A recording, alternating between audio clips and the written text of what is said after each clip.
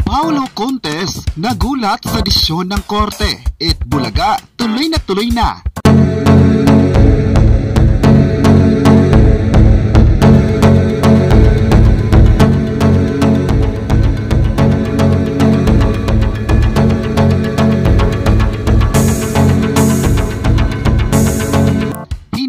Pwedeng gamitin ang Itbulaga at kaagad-agad ay kailangan ng mag-isip na ipapalit na titulo ng noon time show na mapapanood sa GMA Network. Hango sa kanilang bagong jingle ang napiling titulong Tahanang Pinakamasaya. Sabi pa ni Paulo Contes, akma naman raw ito dahil gusto lang nilang pasayahin at bigyan ng tulong ang mga taong nanunood.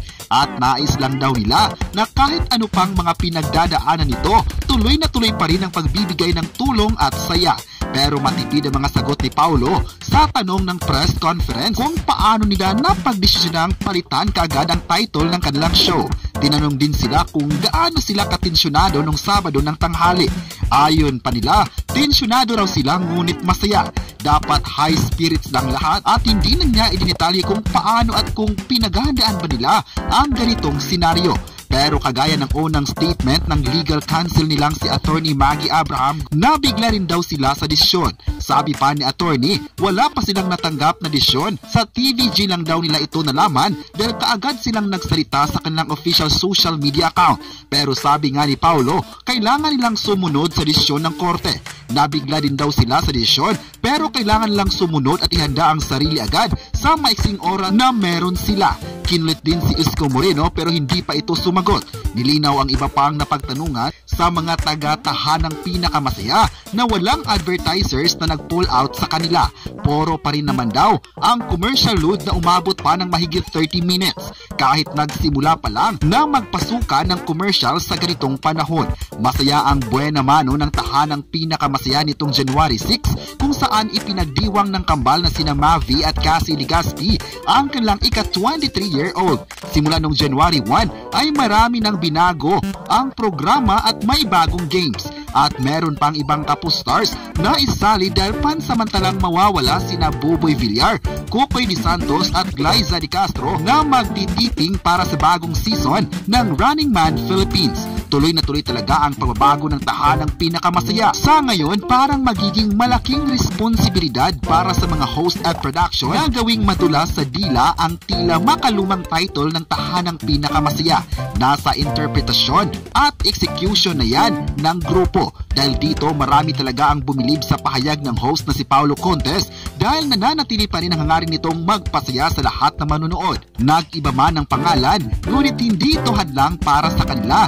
Nagawan pa rin ang paraan para sa lahat. Ayon pa ng taga-suporta ng tahanang pinakamasaya, nagulat sila dahil malakas pa rin raw ang hata ng noon time program sa lahat ng audience. Sa bagong episode, makikitang mataas pa rin ang TV ratings ng programa at nakakuha ito ng trending topic sa social media platforms. Marami ang nagsabing masaya sila dahil maganda pa rin ang pasok ng bagong programa, lalo na ngayon na mas nakikilala pa rin ang noon time show ng GMA7.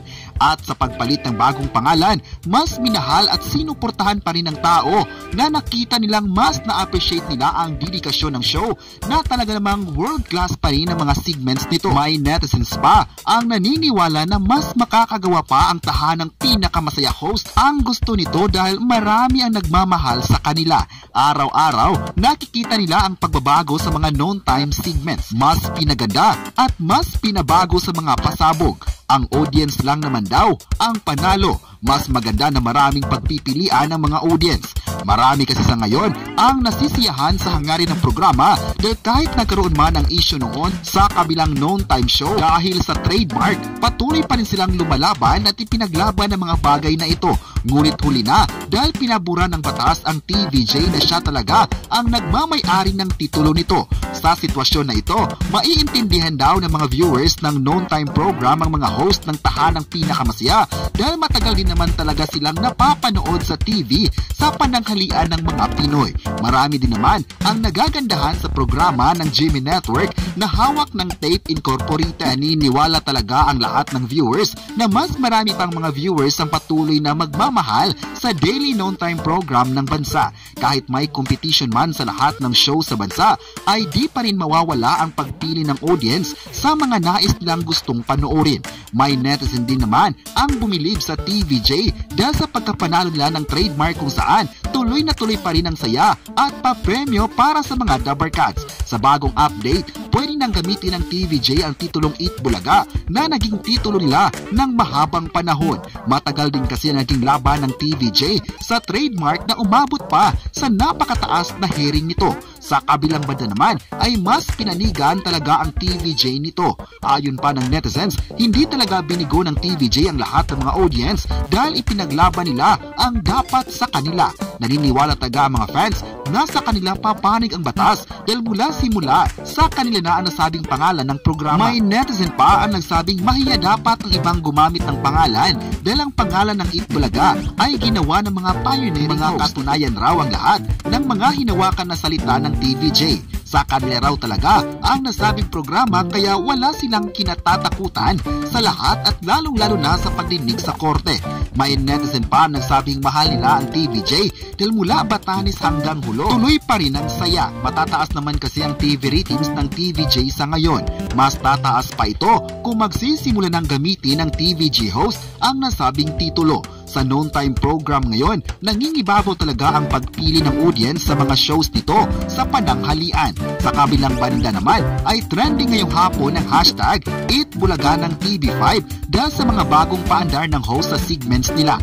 Makikitang masaya talaga ang mga host at audience sa live studio. Ayon pa ng fans ng TVJ, masarap panooring makikitang masaya ang mga host sa pagbabalik ng pangalan nila sa TV screen.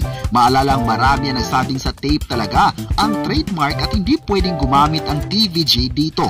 Sa pagkakaalam ng lahat, ang Tape Incorporated ay block timer lang ng Jimmy Network.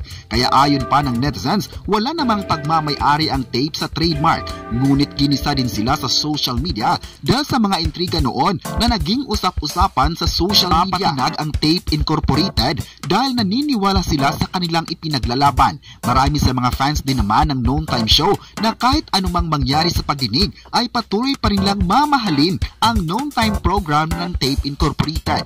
Ayon pa nila, masaya din naman sila sa bagong pangalan dahil sumakto din sa programa.